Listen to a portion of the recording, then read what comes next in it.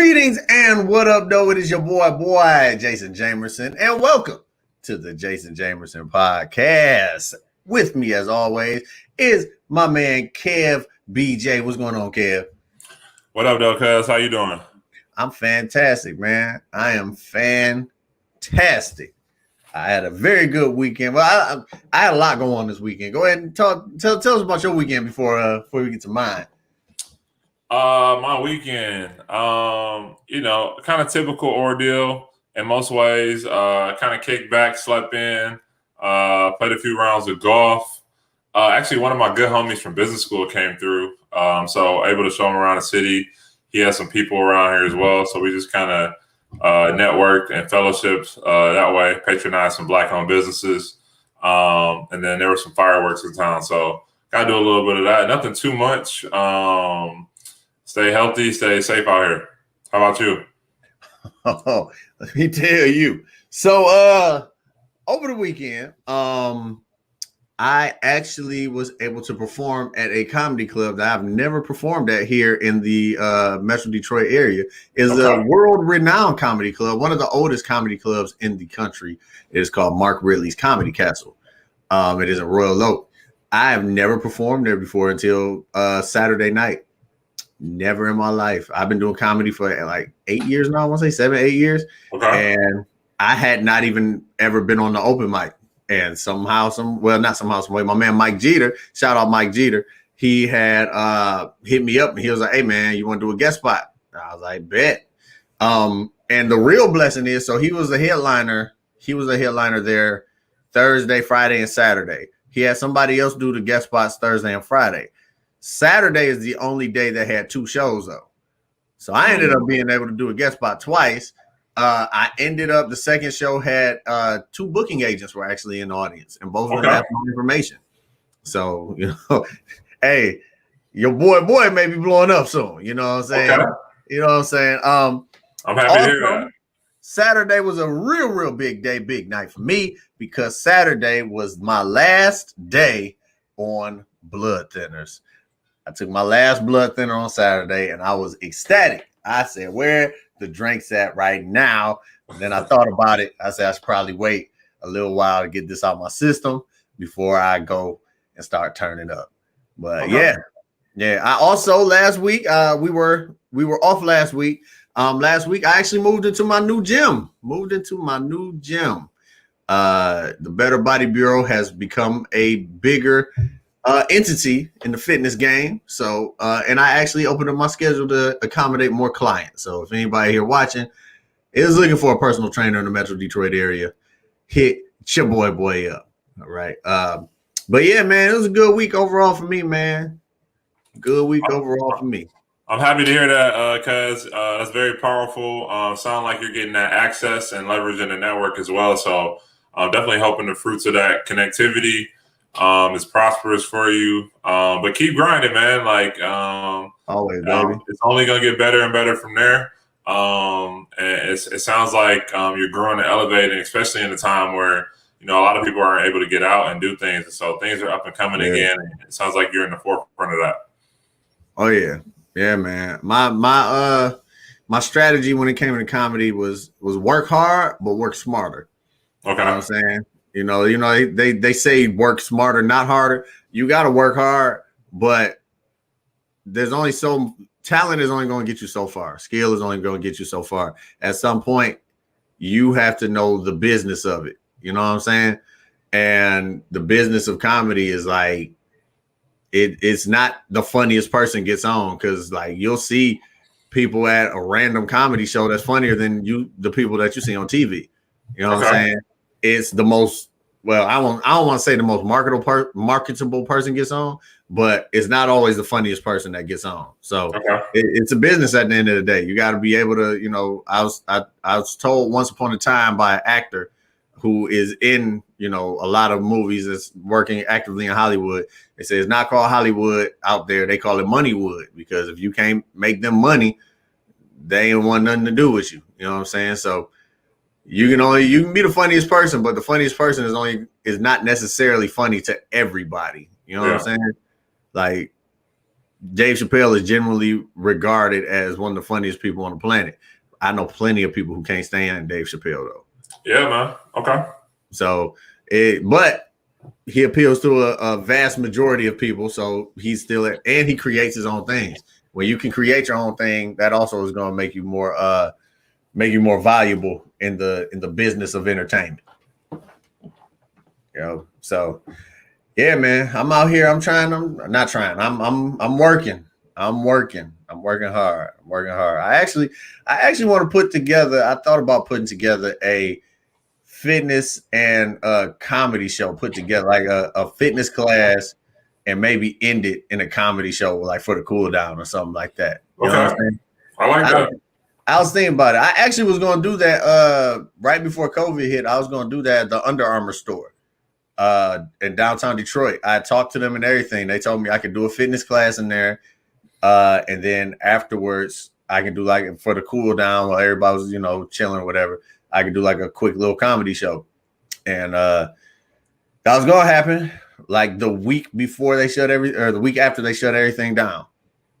Week after they shut everything down was when it was supposed to happen. So, yeah, it would have been dope though. Bring it back. I almost definitely will. I got the space now. I can do it at my own place. I don't need an Under Armour store. I mean, it was cool. It would have been cool because they was gonna give me $200 worth of free stuff. Like they was gonna give me $20 because they wanted me to wear Under Armour while I was doing all the stuff. Okay. Mm-hmm. So they was gonna give me $200 worth of. They were gonna give me $200 to spend in the store on stuff to wear while I'm doing the class and stuff. But it is what it is, man. It is what it is. But yeah, man. There's some funny things that happened over the weekend. To me, they funny. Kanye West decided he was gonna drop a listening party in Atlanta. What was it? What stadium was that? Was that for the hockey team? Was that the hockey team for Atlanta? Is that where he was at? I missed that detail, but I know he dropped the listening party.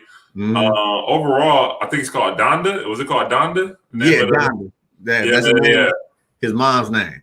Okay. And then overall, it seemed pretty well received. Everyone I saw who kind of commented on its relevance, for the most part, positive vibes over the content. Maybe the delivery has some scrutiny towards it, but I think most people received it. Were excited to kind of get some Kanye as well.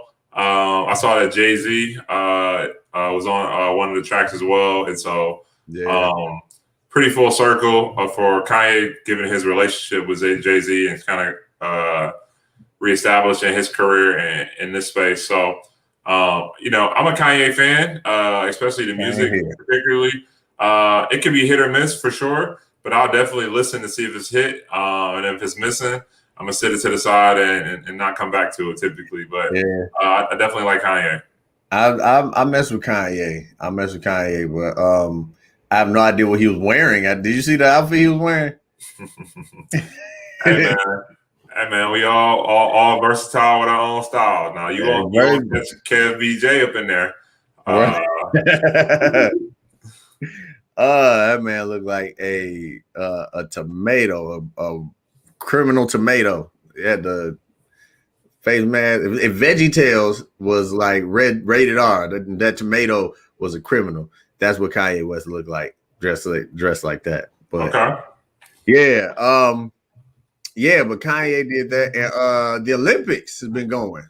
Yeah, the Olympics has been going. I'm pretty excited about the Olympics because I'm a pretty stern basketball fan. So most of my summer, especially early summer, is geared towards watching basketball playoffs. But once it was over, we had a few days until the opening ceremony of the Olympics. Mm-hmm. And then the Olympics will be going about 3.5 weeks. And so I'm prioritizing my time to kind of watch a lot of different events, especially events that I wouldn't naturally watch normally, being able to watch it at a high level. And then I would definitely say I have my favorite events and then some events that I'm not super familiar with, but I'll definitely tune in for sure. And then one of the exciting things too is once the Olympics is over, the Paralympics will start as well. And those are for people who don't have the same abilities as others within the Olympics. And so they're able to compete at a high level as well. Some really strong, fast, and skillful people there. So Man. really rounding out the summer with kind of high competitive activities for sure. Yeah, as no disrespect to the Paralympics whatsoever, but once the Olympics is over, football start back. So that's you know what I'm about to be watching. Okay. You know what I'm about to be watching. When does football start? The first preseason game is August 5th. August 5th. That's like 2 weeks from now. Exactly. I'm so excited. Olympics will still be going. Okay. Yeah, I'm excited. Okay. Yeah, but what's on with Team USA, man? They basketball team. What's going on with them? And it sounds like I assume you're speaking of the men because I just watched the 3-on-3 tournament with the women and they were balling. So I'm talking about the men. I'm talking about the dudes. They ain't won a game yet. They ain't won an exhibition. They ain't won their first group play game. They lost to France. I think they won one game. I think they won one something. But I do agree. The showcasing hasn't been to our expectations or kind of what we're used to seeing from those players. And what I've been told and the media has told me is that the NBA players are the best in the world, and then everyone else comes after that. But the results aren't necessarily showing that. What I'll have to say about that is two things. Number one, a lot of the countries that we're playing against, those players have played together in the national stage for many years. So they have that chemistry, the camaraderie, and the play style. When you play in the Olympics, you play FIBA rules versus the NBA rules. A little bit of difference there, but I definitely don't think that's an excuse or a reason as to why the team that we assume to be winning, the USA team, isn't doing well. They have Kevin Durant. They have Jason Tatum. They got Damian Lillard. These are all pretty high, tolerable names within the NBA, and it's not translated on the international stage right now. So, looking forward to see them get together, bring some leadership together, and put some results together as well. However, I will say, teams like Spain, Argentina, Brazil, those are real teams. I wouldn't shy away at any of those teams because they got that juice. For real, they got the juice, and they've had the juice for a while. So get your rest before you play them in USA team for sure.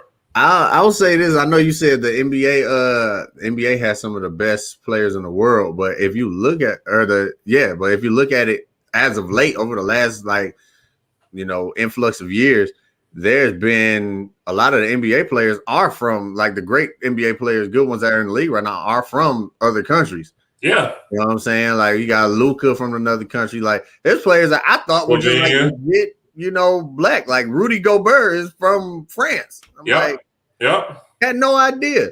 But I didn't think France was gonna be good since Tony Parker retired, man. But apparently they beat the USA. But yeah, man, it's a lot of players from other countries that's they got the they're gonna end up having a lot of the NBA is gonna, or the USA team gonna have a lot of problems because they got players that's playing against them. Let me add one more point to that. So I've also been reading a little bit about kind of what your commentary is too, and at least a lot of older players say when this was happening, 10 years ago, people always reference the Dream Team. There was a gap, but I think what a lot of players are saying is that these players have caught up. These countries have caught up with the skill set, the play style. They know how to combat and play against. And so I think that while historically the USA has been, far ahead of the crowd, I think the margin or the gap is a lot narrow now. And so there's a little bit more parity within the play. Yeah.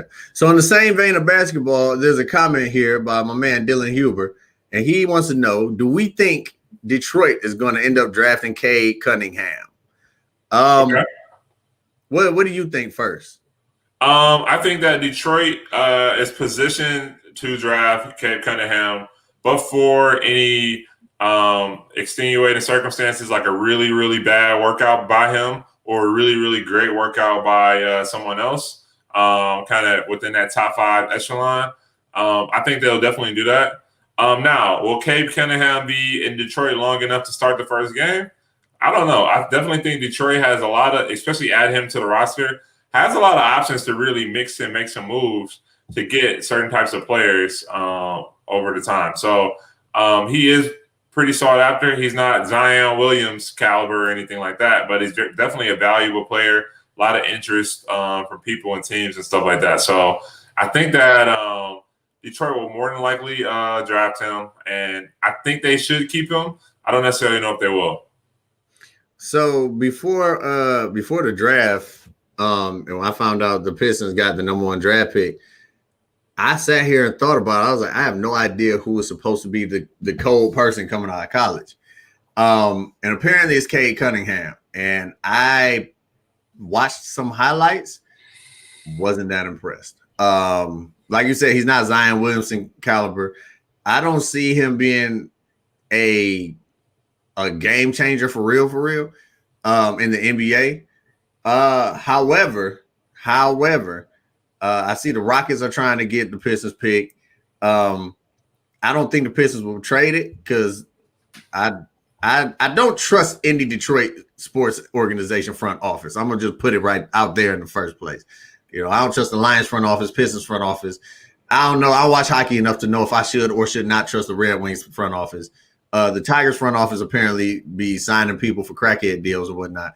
So they'll probably I don't think they'll trade it. I think they're just gonna botch the pick.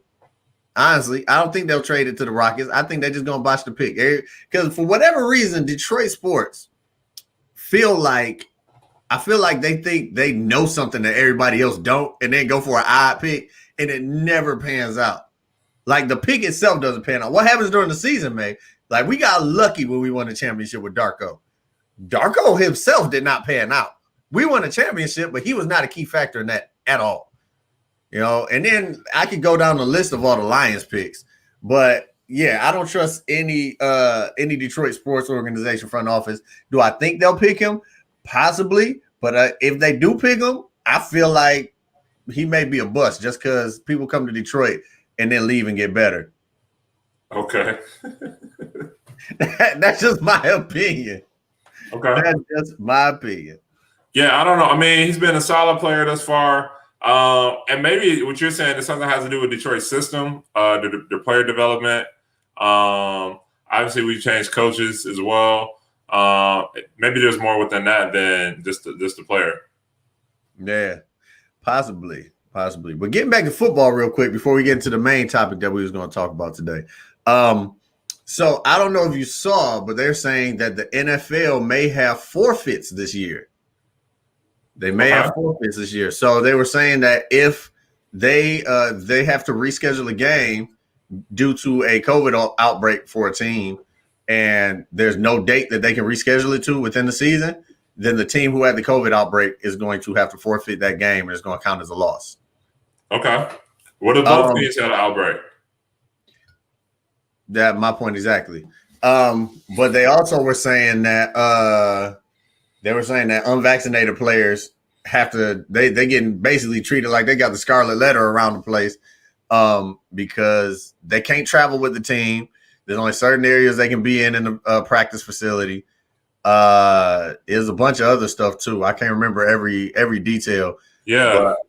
But, I don't know because I saw a lot of superstar players were talking about how they didn't like that. Like DeAndre Hopkins was talking about possibly retiring because he didn't want to get the vaccine, but he doesn't want to put his team in that kind of position. So I'm not sure if this is them trying to be safe or if they're trying to kind of force the vaccine. You know how like most jobs do when it's like they don't make you, they don't tell you it's mandatory, but they make it so inconvenient for you that you got to kind of adhere to the rules. You know what I'm saying? It's like, oh, you can come in with tattoos, but if you have tattoos, you got to wear a turtleneck. I'm like, I don't wear it. It's summertime. I don't want to wear a turtleneck. You got me working outside on the patio. Like, well, you need a turtleneck if you got tattoos. You can have them, but you got to wear a turtleneck. And so I think a lot of these NFL players don't want to wear a turtleneck. Okay. So I can relate, but I've heard relatable things about what you're saying about the vaccinated versus unvaccinated players, but also personnel. Recently, over the weekend, Minnesota Vikings got rid of their assistant coach. And I'm not super up to date on all the details, but I definitely know that his status of being non-vaccinated was definitely a strong variable within the decision, as because there's people who are vaccinated and non-vaccinated. What happens is there's different protocols for each, and so if you're a non-vaccinated person, no matter where you are, kind of within the team association, you have to test every day. You have to have certain safety protocols going within it, so keeping a certain distance, and then you also have to travel in a separate way. And so, number one, that's a lot of costs to the teams and maybe the league itself, but also that is disruptive of the normal course of flow of doing things. And I'm okay with someone being non-vaccinated, but what it feels like is that the league is saying, we primarily want you to be positioned and postured towards being vaccinated. If it's not, you're making it hard. We're going to make it harder on you versus everyone else, and you're going to have to take the additional burdens. And so I think that was one of the factors in consideration when this coach resigned, was let go. I'm not exactly sure of the final determination or how they made amends or meeting of the minds, but I think it's real. I read one that said he quit and one said he got fired. So I'm not sure. Somewhere in there, I don't know. This is all pretty alleged, I would say as well. But I definitely think these are factors that are going to be impactful on people's employment. No matter where you are and where you live and what you do, I think certain roles are going to require a little bit more stringence, especially if you want to be in person and you're vaccinated or non-vaccinated. Yeah. I got some people who swore up and down they wasn't going to get the vaccine. Now they got it because their job made them. So, and they said they rather get the vaccine than try to find another job that may or may not force them to get a vaccine. Luckily, I work for myself, so I can get at my own leisure. But yeah. All right, so let's get into the meat of the conversation. Today's main topic, judging by the title of the podcast, that you guys know, love or versus success. And I'm going to tell you where I got this from. A friend of mine, I'm not going to say his name. I'm just going to try to bring him on here next week. A friend of mine had put a poll up on Instagram, and he said, would you rather have love or would you rather have success? And 60% of the people said success, 40% of the people said love. I just kind of scrolled by it. I was like, all right. Well, then he posted on the next part of his story. He said, 40% of y'all is all cap. And that's what made me go like, why we got to be all cap? Why has he got to be all cap when it comes to having love versus having success? You know what I'm saying? Now, I get where he was coming from when he came with that comparison, because at the point in his life, and a lot of younger men's life right now, or younger people's lives right now, you got two options. You can either try to find somebody to build with, or you can try to build something on your own and then find somebody later, right? Him being he's under 30 by a few years. And he's pretty successful himself in the fitness realm. Shout out to my guy. Matter of fact, I'm just shouting out my man Corey Armstrong. Shout out Corey Armstrong Fit. He is he's 28, I want to say. And he's been building his brand, building his business on his own for the last, 5-6 years maybe. And he's gotten, for his age, he's very successful. So when he said that anybody who chose love was all cap, it kind of made me think, like, based off of where he is in life right now and what he's doing in life, I feel like that's the case. That's why he feels that way. Not necessarily, the truth, but that's why he feels that way. But before I get into more of this, Kevin, what do you have anything to any comments about that? What do you think about that? One, that comparison, and two, what it is that his thoughts on it. So the question is, do you prioritize love or success? What would you rather have? Not even necessarily like this is hypothetical. Let's say you don't have either. which one would you rather have? Would you rather have love or success? If we're in a vacuum, I'm gonna pick love. But if we're in the real world and given our situations and circumstances, I think there's a window where I would pick success. And so I would go that way. And I'll give you the reasons why. I think overall love is something for me personally, that connectivity towards family, friends, significant others is something that keeps you going, keeps you living, keeps me thriving. Let me speak for myself within those ways. And so those are things that I'm gonna always use, fall back on, whether I'm in a good financial position, emotional position, or whatever. You know what I mean? However, I would say that in different stages of life, and particularly my life, I think that success is more of a priority because it enables you to empower those you love and things you love within that. And so also love is, I think it feels easier when you have some type of success, especially that success that comes with like power, influence, and money. And so I'll stop there. I somewhat disagree with that. Okay. As far as just the last statement, with the love is easier to come by when you have success, and I'll tell Love you, is easier to maintain. Love is easier to maintain. maintain. Yes, Yeah. yes. It's easier to maintain. However, I think it's harder to get. Okay. Just because of the Talk to average. me. I say the average human, the average person, who is somewhat successful, and they run into somebody and they're like, "Oh, I think I want to build. I want to, share my life with them." I think because of what they've already done on their own, it's going to be harder for them to receive the fact that this person loves me for me, and they probably love me for what it is that I can give them or what it is that I have. You know what I'm saying? So I think it's two folds to that. So it's like their perception of how they think of it, of the person that's thinking of them, but then it's also just their perception of what this other person is going to do for them. Because now at this point, you're successful. You want somebody you can share this with, and it's like, all right, it's more of a screening process. You know what I'm saying? Like, why do you deserve to share this success with me at this point? You know what I'm saying? So, and there's a lot of women out here that they say they want a successful man, and that's where gold diggers come from, where it's just like, they just want what they have, and they'll lie and do whatever, say whatever to make them believe that they're there for them. But in reality, they there for what it is they can offer them. Personally, I choose love over success. I feel like the main reason why is I feel like love can drive you to success, but success can't drive you to love.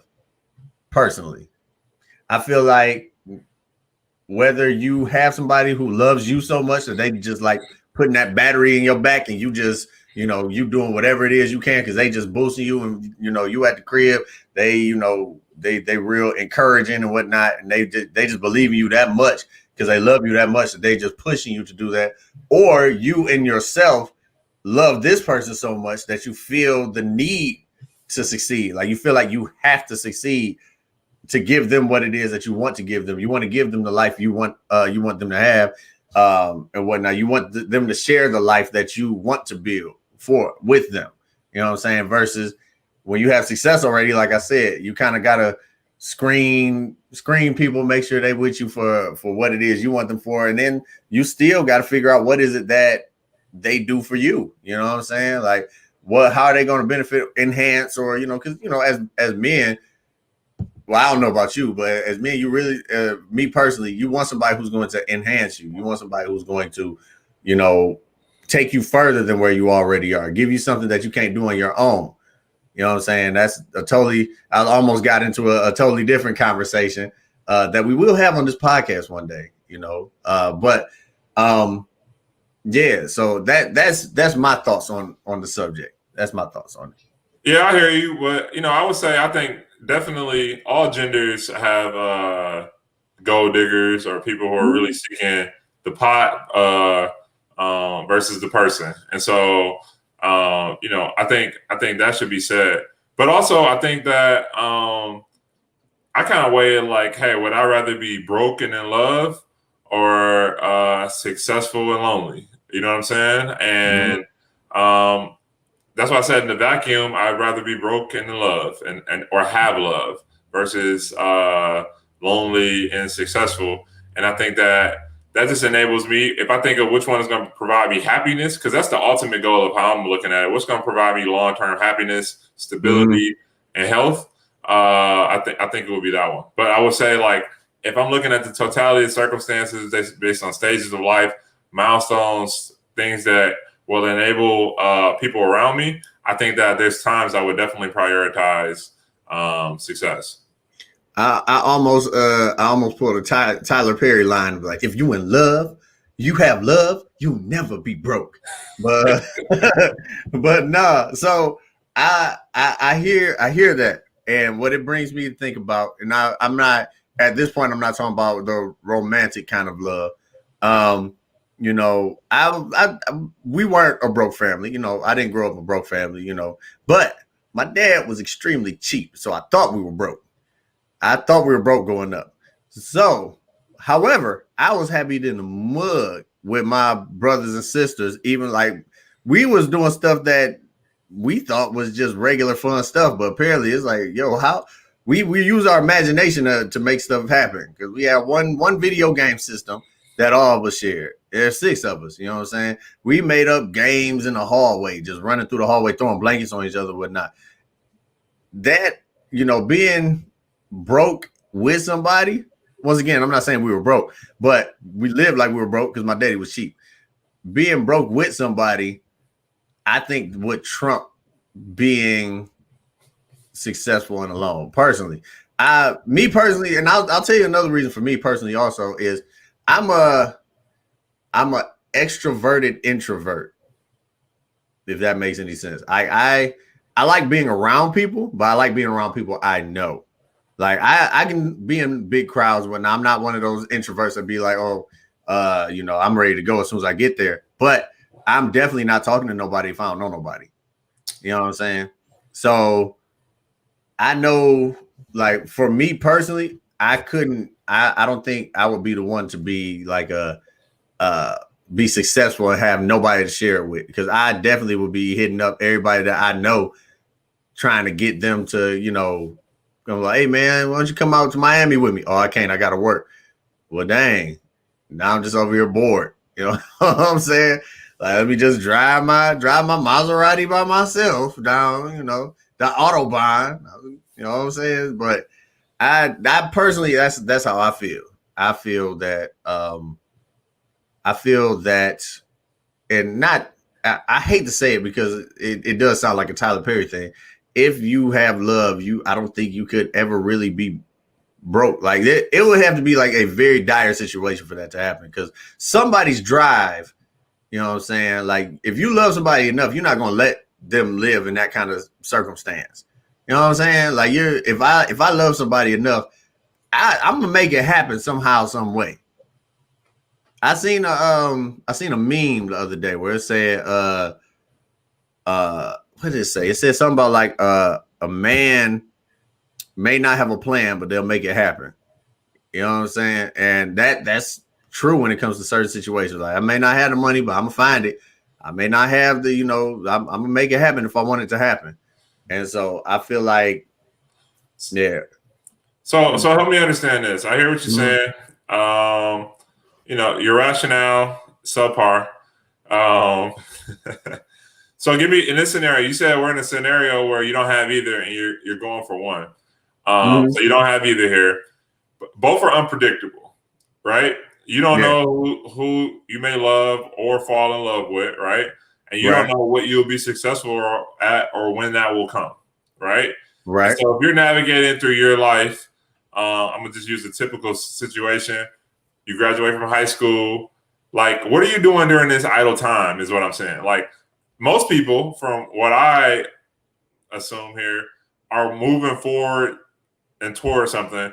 And mostly it's in a way to build passion, secure passion, economics. There are people who are going out to find and secure love, But the way a lot of love kind of happens, especially if you're in like in a companion-based love situation, there needs to be some type of finances or revenue to really back those things up. Now, for family and friends, a little less, but I think to have friends to kind of do things with friends and experience things with friends, you still need some type of currency to be able to, or resources to be able to get to and fro, to be able to fully engage in a friendship to kind of do those things, right? Women I think don't. family is usually the cheapest one, but it has its own expense in other ways, right? So, like, what are you doing in those idle situations before you even find the success or the love? I think most people are working towards something more geared towards success. Yeah, and that's I feel like people are, and that's where the whole, like I said before, like, finding somebody that either they'll put the battery in your back, or you just, like, as far as they just support you so much that you feel like you can't fail, because like you love them so much, you can't fail and disappoint them, right? You're grinding for that success, but if you find somebody along the way, I feel like it's easier to attain love and then success than it is to get success and then love, genuine love. And if you're talking in a romantic sense with a significant other, Why is that? Once again, because if you find it's genuine, help me understand why you wouldn't think it's genuine. Someone attained success first and then found some love after that. I mean, so look at a lot of celebrities, right? You'll see celebrities and they all date the same people, right? And celebrities typically date other celebrities. They don't, you rarely see, unless there's somebody that they were with before they became a celebrity, you rarely see a celebrity randomly date just a random person. Like, oh, who is that person? Oh, they met them at the mall, or they was a groupie or something like that, and they got upgraded to girlfriend, and that's part of it is because that's the circles they run in. But the other part is because, and they say it, like rappers say it in their songs all the time, they always say it. They say that they don't want nobody who is going to take what they already got. You know what I'm saying? It's like, this, I built this. This is what I built. Like, celebrities will date other celebrities because I got my thing, you got your thing. We put this together, but whatever happens, I still got mine, you still got yours. But I'm not about to build all this.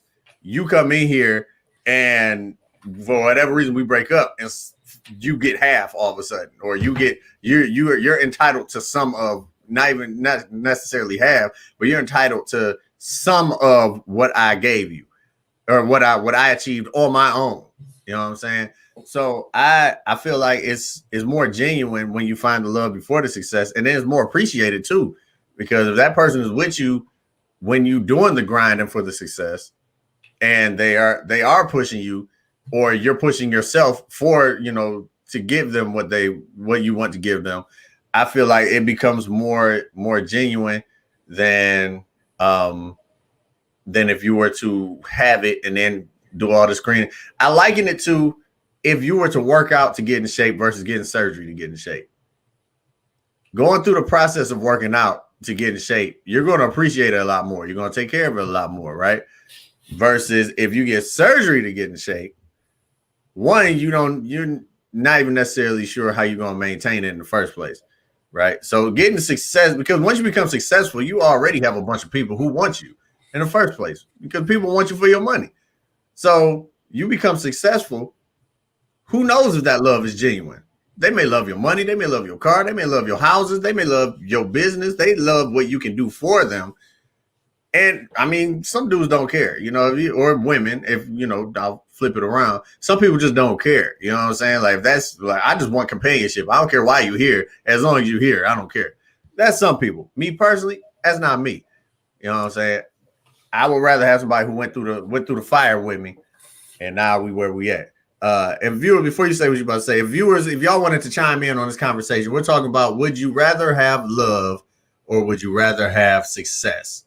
You can comment and chime in. I can actually bring your comment up on the screen if you want me to. So go ahead, Kia. Yeah, I just wanted to kind of tap into what you said about those who attain success first, and how essentially it's harder to trust those who kind of attach to you through a love lens or whatever.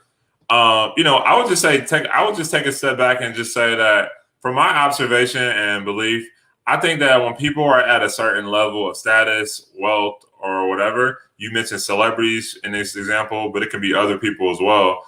I think that it's attractive to want to be around people who are similar like you because it's more relatable.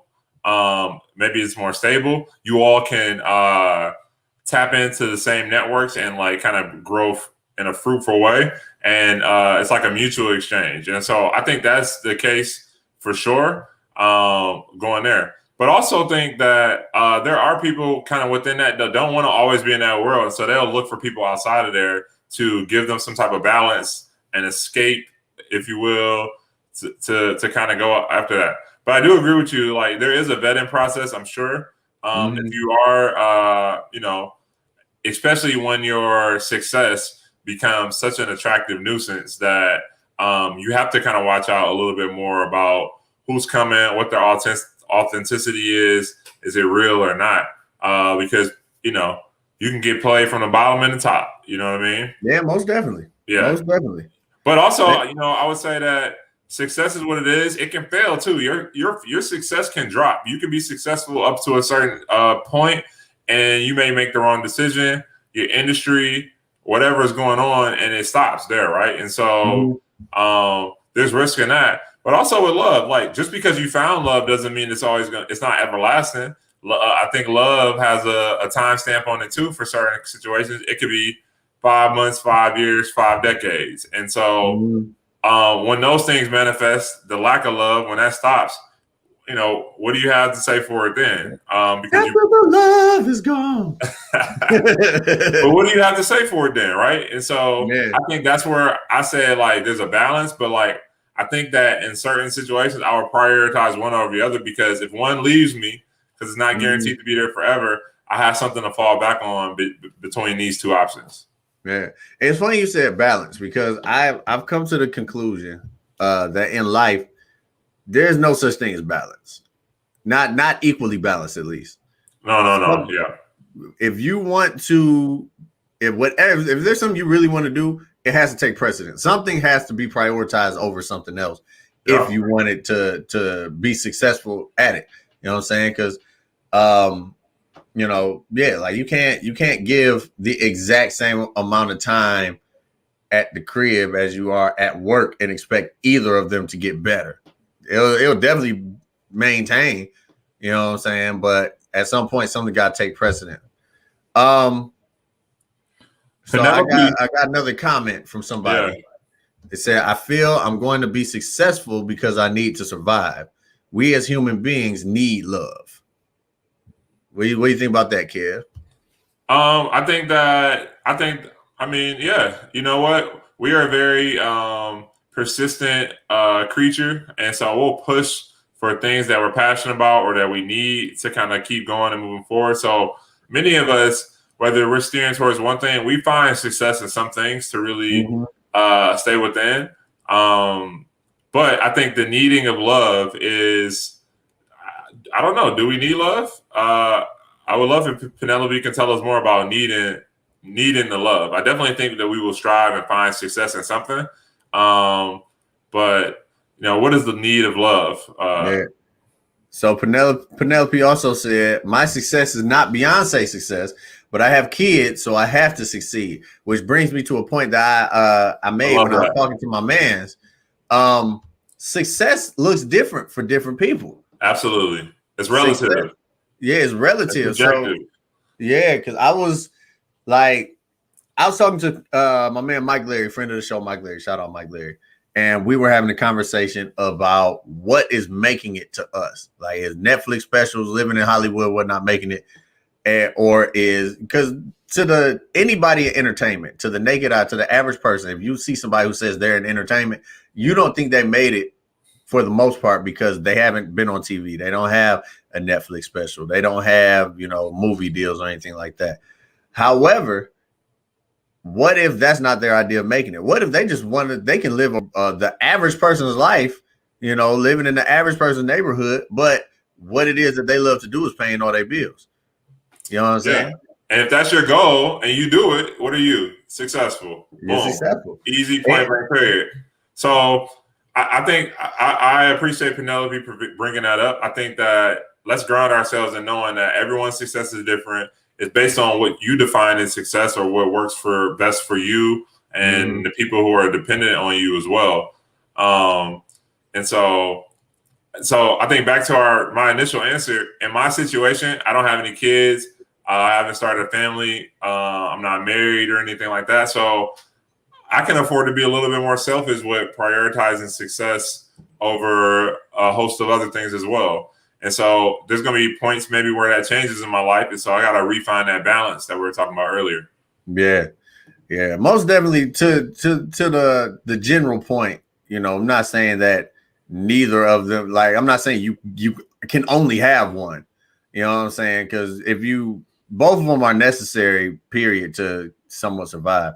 But I feel like, me personally, you know, I think that's also personality types too. Because like some people need that person in their corner, like, you know, rooting for them in order to succeed. You know what I'm saying? That could just be how they are. But yeah, I just feel like because I know personally a lot of people who've fallen into the trap of they were successful to some degree, you know, well, I don't even know if I can say they were successful if they were popular, because that's two different things. That's two different things. You can be very popular.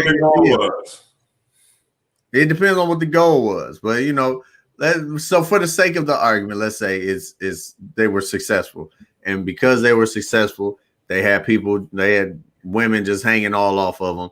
They ended up getting with one of them, and then, you know, get her pregnant. Now she hitting him up for stuff, and he's like, I didn't even like her like that. She was with me for the money, and I knew it. But you know, yeah, like to the general point though, you kind of need both. I just personally feel like one can lead to the other where the other one cannot. I feel like love can lead to success. Well, I won't say it can't. I feel like it will happen easier. Love can lead to success easier than success can lead to love. That's just how I feel. So all right, let me give you this scenario. This will help me understand your way of thinking about it. Mm-hmm.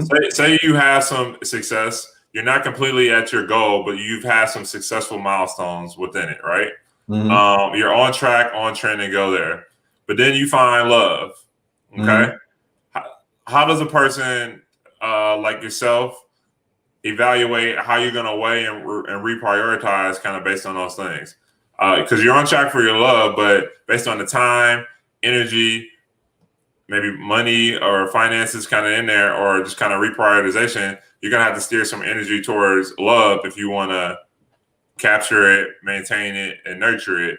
Like, how are you going about allocating that? Well, if I'm at that point of success, I don't want to say success because I'm on my way to success is the scenario, right? Like, I've had some achievements, I've had some, you know, I'm doing pretty well off, but I'm not at the ultimate goal yet, right? Yeah, so say success is 100%, you're at 79% right now. You've been moving, you've been going up. You know, you got a few more steps to go through, but then you found the love, or love came into your life that you were looking for. How are you balancing that or re-energizing and refocusing towards it? Are you telling love, nah? You telling love you're gonna have to do, you know, like, how are you handling this? At that point, I would probably, so that's a totally different I won't say scenario, but that situation, if I'm in that situation, I would probably have a different mindset than I have right now.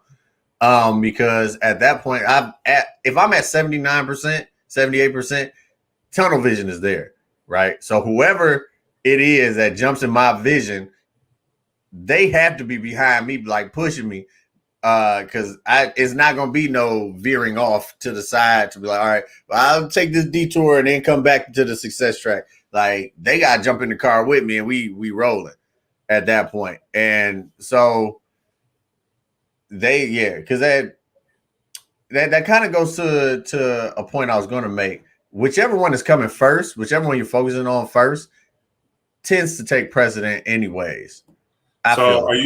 So are you saying in that scenario, your success takes precedent over their success or love when you make that decision? In that scenario, yes. In the Okay. scenario of I have neither at the time, I'm taking love. And chances are, if it's a situation where I already have love, I'm probably going to keep my love instead of Okay. success. If there's a scenario where I already have success, I'm probably I'm staying with the success. Um, And few, I, so all right. So you're doing that. So, but how do you balance what they want, their successes and their need for love, their goals within success and their love? Because it and sounds like this is a so far you've scenario only where been I true already about yours. have this is a scenario where I already have some sort of success, right? Yeah. At that point, it's if I'm that close to it, it's the Jason show, right? At that point, you know what I'm Okay. saying? It's like because if I'm And at 79%, if I'm at 79% and I fall in love at 79%, chances are she came around at like 70%. In which case she probably would have had to fall in line in the first place to be like, yo, this is where I'm going. You can come with me. I painted the picture of what I want to do, and you can share all this with me. And you can just jump in and we can go. You know what I'm saying? If you want to put a deadline on it, that's cool on you. But you know, you're like, oh, you got 5 years or else I'm leaving. I don't do deadlines, but you know, like if she feels a certain kind of way about it, that's one thing. But you know, but that's also on her because like for me, if I'm already like that close and I see the light at the end of the tunnel, I'm like, oh, I got to get there, and you're gonna have to bear with me. You know what I'm saying? But I feel like so let's put the scenario wait, and before we move to the scenario, I just want to make sure we understand what we're saying. What you're saying is if you're close to your goal and your success, you have love coming in. Love has to be on your train. You're not making any concessions to mitigate or go on their train or kind of like go on their line. They have to jump on board for you, right? yep. Okay. And I definitely feel like love will be harder to find. Like once I get there, I feel like love will be a lot harder to find when I get there. Okay. You know what I'm saying? I feel like, and I'm not necessarily switching the scenario, but I feel like when you have one already and you're looking for the other, you're probably going to be afraid of the sacrifice that's needed to be made. Because when you have one already, you don't want to lose it. If you have success already, you don't want to lose your success for the sake of love. If you have love already, you don't want to lose it for the sake of success. You know what I'm saying? If you've never had either, and both are on a plate for you, I think most people are going to choose love. This is me personally. If they're both on the plate, say, hey, go this way, you're gonna find love. Go this way, you're gonna find success, right? I think most people will want to pick success, but most people should probably go for love. But I do also feel like those two are two of the most feared things. The two biggest fears in the world is the fear of success, the fear of love, and then also the fear of public speaking because some people can't read. But yeah, fear of success and the fear of love, I think, are two of the biggest fears because you know people don't want to be open and vulnerable on the love side, and they don't want to. You know, I was talking to somebody the other day. I asked them, "Are you more afraid?" I actually think I made a Facebook status. I said, "Are you more afraid of success or more afraid of failure?" And most of them said they were afraid of success because they know how it feels to fail. They've done it plenty of times already. Yeah. So I think what you're saying, though, Jason, in your scenario is, or at least what I'm noticing and hearing is that the person who comes into your life during that point, who brings love, I assume that they have their own success. And so they have to put all that to the backside to hop on your train and do things, and you're not willing to concede or kind of do it within there. And so what I think that happens when someone does have that point of view, and I think it's an okay point of view to have, I think you're eliminating the amount of people that you can find love with because you're not willing to change your trajectory and go through those things. And so I think there's a potential frustration on both sides to where you kind of do those things. Which is why I said I feel like it will be harder to find love after you get success. Okay. You just eliminated a whole lot of people, like a whole bunch of people that you could be falling in love with. But this has been I feel like we need to do a part 2 to this. I want to get some other people's opinions. I'm gonna try to find some good people. Next week we're gonna have part 2 of this conversation. I'm gonna try to get some other people's opinions. I see Penelope said one more thing. She said that I have been divorced and single for a long time. There's a lot of O's there, so it must have been some years. So it shows I'm not desperate to settle for anything. I do love myself, but without the companionship of having a loving relationship, I am dying slowly. I am praying for you, Penelope, because that sounded very, very dark. I'll be praying for you. I mean, technically, we all dying slowly. The day we were born, we started dying. But yeah. But yeah, no, we're gonna have a second part to this conversation. I gotta bring my man's on here that started this all up. So I'm gonna see if he can be available next week. If not, we definitely gonna have some other people. If you want to be part of this conversation, DM me and I'll see what we can do. We have multiple people on here to have their to get your opinions. But yeah, Kev, what you got going on coming up, man? Coming up, not much happening, man.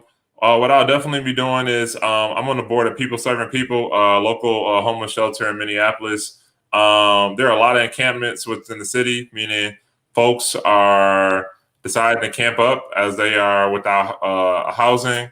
They don't want to go in the shelter, or maybe not feel welcome in the shelter, nor do they have a place of their own to stay. And so they're on the streets, in the parks, and different places. And so we're going to be working to provide them resources, tools, knowledge, food, water, and just time and conversation as well over the week. So we'll be working to do that.